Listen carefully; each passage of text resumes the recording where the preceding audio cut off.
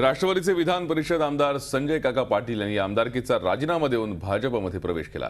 गृहमंत्री आर पाटलांचे कट्टर विरोधक असलेल्या संजय काकांना पक्षात घेऊन गोपीनाथ मुंडेंनी आबांच्या खुर्चीखाली सुरुंग लावलाय।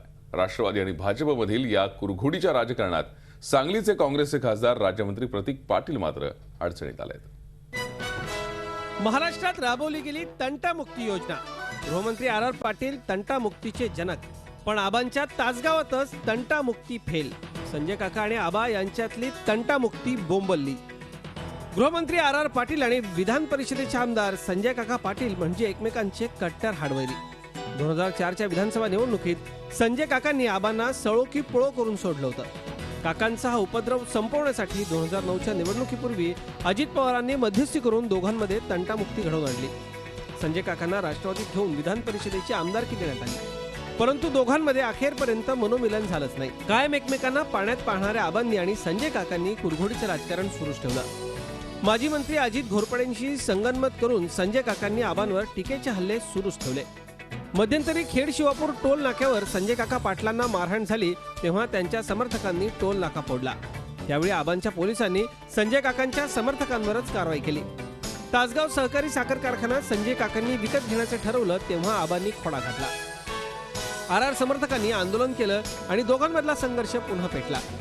गौण खनिज, वाळू तस्करी, कंत्राटदारांची गृहमंत्री वकिली करत असल्याचा घणाघाती आरोप संजय काकांनी केला। त्यावरून राष्ट्रवादीनं त्यांना कारणे दाखवा नोटीस बजावली, पण नोटिशीला उत्तर देण्याऐवजी त्यांनी राष्ट्रवादी काँग्रेसची आमदारकीच सोडत असल्याचं जाहीर केलं।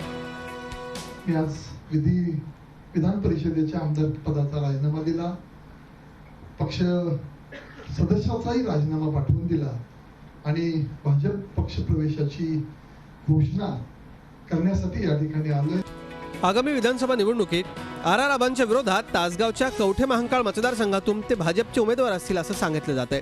मात्र त्यांच्यामुळे फरक पडत नाही असं आबांचं म्हणणं आहे। कोण जाणार असेल ज्यांचा एक पाय राष्ट्रवादीत आणि दुसरा भाजपमध्ये असेल आणि असं कोण जात असेल तर त्याची पर्वा करण्याची आवश्यकता नाही। यावेळी आज जे चित्र निर्माण केले त्याच्यापेक्षा ग्राउंडवरची रियालिटी आणि परिस्थिती खूप वेगळी आहे। संजय काकांचा भाजप प्रवेश म्हणजे राष्ट्रवादीला धक्का असला तरी त्याचा हादरा मात्र काँग्रेसला बसणार आहे, कारण त्यांच्यासारखा तगडा नेता भाजपमध्ये आल्यानं आगामी लोकसभा निवडणुकीत सांगलीचे काँग्रेस खासदार आणि केंद्रीय राज्यमंत्री प्रतीक पाटील यांची डोकेदुखी वाढणार आहे। आबांच्या खुर्चीला सुरुंग लागण्याआधी प्रतीक पाटलांची बत्ती गुल होण्याची चिन्ह दिसत आहेत। अमित जोशीसह रवींद्र कांबळे, झी मीडिया। झी 24 तास रहा एक पाऊल पुढे।